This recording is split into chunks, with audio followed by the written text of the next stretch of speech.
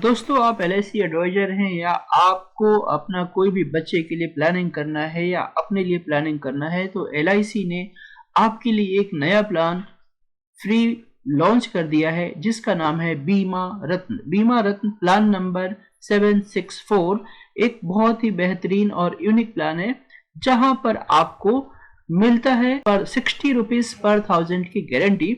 उसी की डिटेल्स में आपको समझाऊंगा। आप एडवाइजर हैं तो बिल्कुल आसान से समझिए, क्योंकि आपको समझाने में कोई परेशानी नहीं होगी। सबसे पहली बात यह है, बीमा रत्न प्लान जो है टेबल नंबर 764 है, ये कोई मार्केट लिंक्ड प्लान नहीं है, ये individual saving life insurance plan है। यहाँ पर आपको इंश्योरेंस मिलेगा, रिटर्न मिलेगा, और वो भी जब तक कि आप प्लानिंग करते हैं उस समय के लिए गारंटेड डे 1 से हो जा रहा है। यानी कोई भी आपको जो आपने कह दिया कि साहब इतना पैसा आपको मिलेगा तो उतना मिलेगा ही मिलेगा। जो गारंटेड एडिशन होगा वो भी हायर रेट पे है। आज जो रेट ऑफ इंटरेस्ट है मार्केट में, उससे ज्यादा रेट ऑफ इंटरेस्ट आज से ही गारंटी हो रही है आने वाले 10, 15, 20 साल के लिए।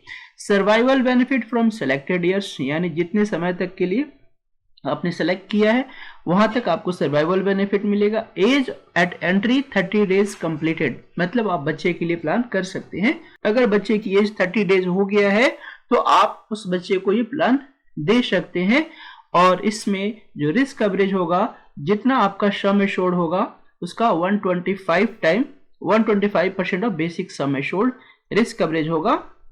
Settlement option available for death and maturity. इसका मतलब क्या हुआ कि जैसे मान लीजिए कि हमने 10 साल का प्लान किया, 15 साल का प्लान किया या 20 साल का प्लान किया, तो वहां से आप चाहते हैं कि एक ही बार पैसा लेना, या आप चाहते हैं कि साल साल में करके पैसा लूं, या 4 साल में पैसा लूं, 5 साल में पैसा लूं, ट्रिगर बेसिस पे पैसा लूं। जैसे आपने प्लान किया बच्चे के एजुकेशन के लिए और आप चाहते हैं कि एक साल में इतना पैसा आ जाए, दूसरे साल में इतना पैसा आ जाए, तो उसको आप सेटलमेंट की तरह भी आप यूज कर सकते हैं। राइडर्स अवेलेबल है। राइडर्स यानी एडिशनल बेनिफिट, जैसे एक्सीडेंटल बेनिफिट हो गया, प्रीमियम वेवर बेनिफिट हो गया, ये सारे राइडर्स भी इसमें अवेलेबल है। तो ये प्लान किसके लिए सुटेबल है? Best planning for higher education, financial need and marriage of children या सेविंग। मतलब अगर आप देखें तो चारों तरह से जिसके लिए भी, अगर आप बच्चे के लिए लेना चाहें तो ले सकते हैं, अपने लिए लेना चाहें तो ले सकते हैं, सेविंग करना चाहें तो कर सकते हैं, गुल्लक के रूप में भी आप यूटिलाइज कर सकते हैं। बहुत सी लेडीजें कुछ पैसा बचाती हैं लेकिन उसको केवल पैसे बचा बचा के और खर्च कर देते हैं। उसको अगर यहाँ पे यूटिलाइज किया जाए तो वो पैसा भी बहुत अच्छे तरीके से ग्रो भी करेगा, रिटर्न भी देगा, रिस्क भी देगा और आपको बेनिफिट भी देगा। ठीक है, तो full risk cover even after paying survival benefit. तो ये सब हम आगे डिटेल्स देखते हैं। तो यहाँ पर मिनिमम एज ऑफ एंट्री तो हमने देख लिया कि 30 दिन का कोई भी बच्चा है उसको हम पॉलिसी दे सकते हैं। और मैक्सिमम एज ऑफ एंट्री कितना होगा, यानी कितने साल के लोगों तक की आप पॉलिसी कर सकते हैं, तो 55 साल जिसकी उम्र है वहां तक आप पॉलिसी कर सकते हैं।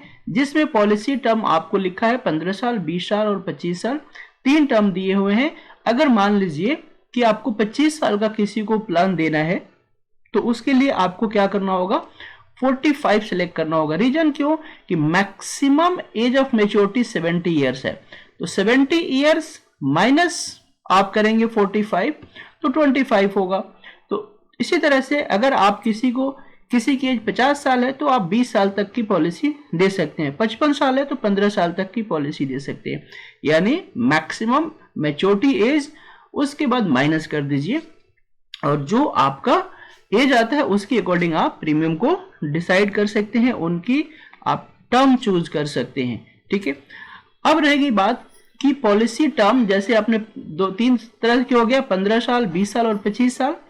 इसमें क्या है कि आपको premium paying term less than 4 years है। यानी अगर आपने 20 साल चूज किया तो आपको 4 साल कम प्रीमियम पे करना है, यानी 16 साल प्रीमियम पे करना है, 4 साल के बाद मैच्योरिटी है। ठीक है, उसी तरह से अगर आपने 15 साल पे किया तो 4 साल प्रीमियम कम पे करना है, यानी 11 साल ही प्रीमियम पे करना है।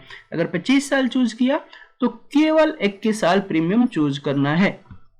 अब आगे देख लेते हैं इसमें कि आपका मिनिमम सम एश्योर्ड कितना है, यानी सबसे कम कितने की पॉलिसी आप कर सकते हैं। तो सबसे कम आपकी पॉलिसी 5 लाख की हो सकती है, उससे कम की पॉलिसी नहीं हो सकती है।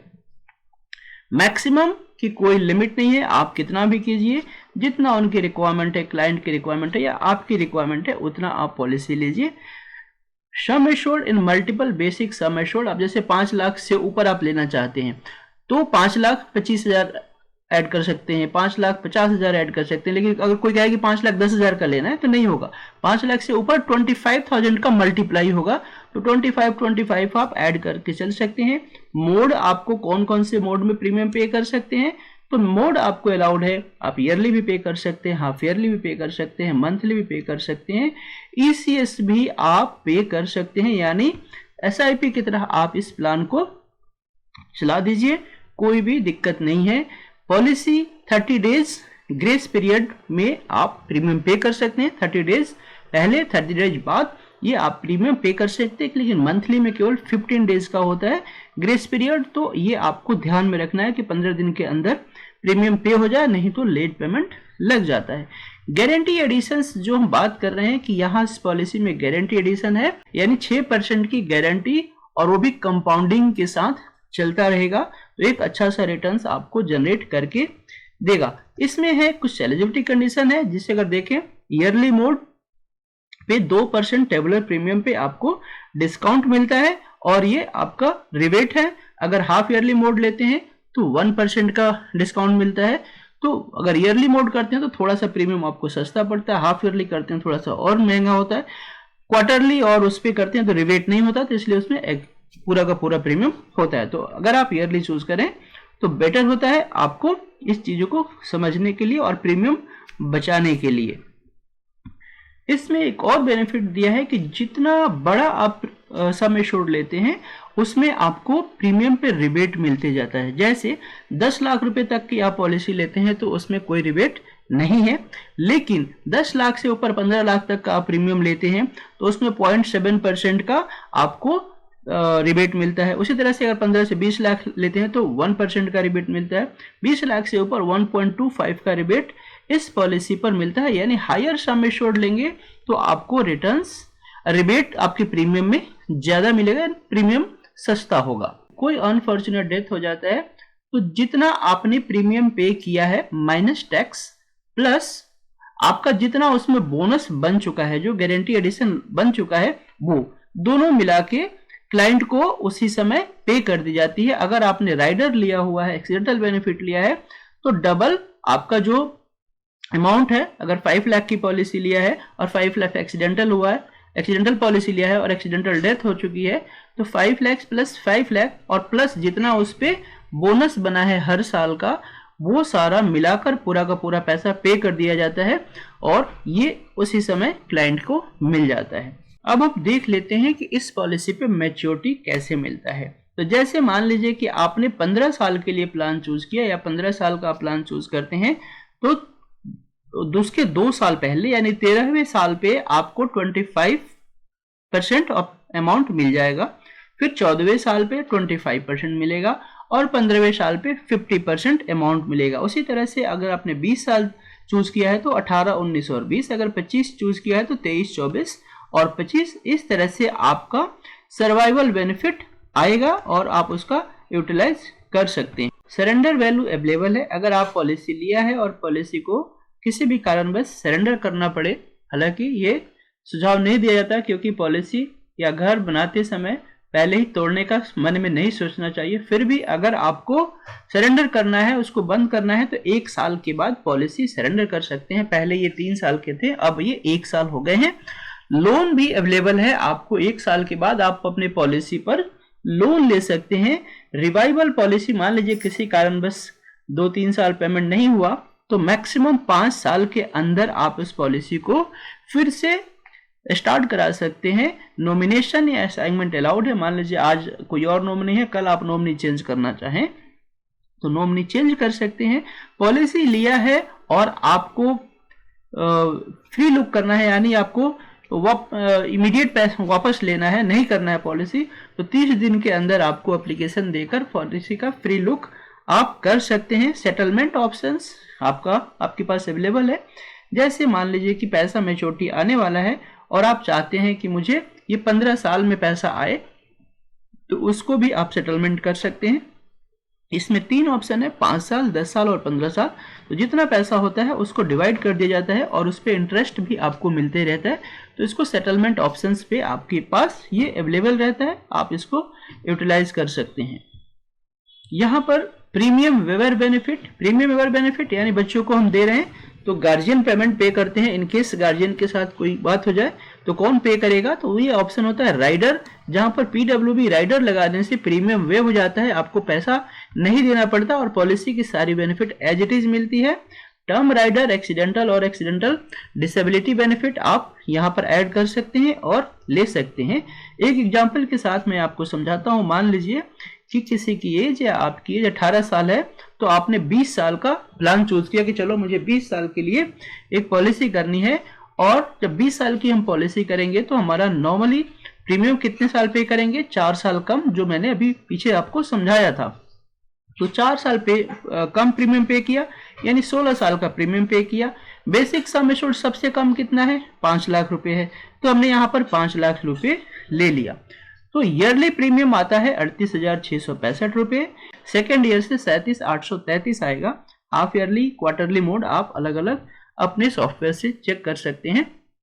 तो यहाँ पर क्योंकि हमने 5 लाख की पॉलिसी लिया है, तो जैसा कि मैंने कहा कि डे 1 से वो 1.25 गुना हो जाता है, तो यहाँ पर आपका रिस्क कवरेज स्टार्ट हो जाता है 6,25,000 से, तो 125% हो गया।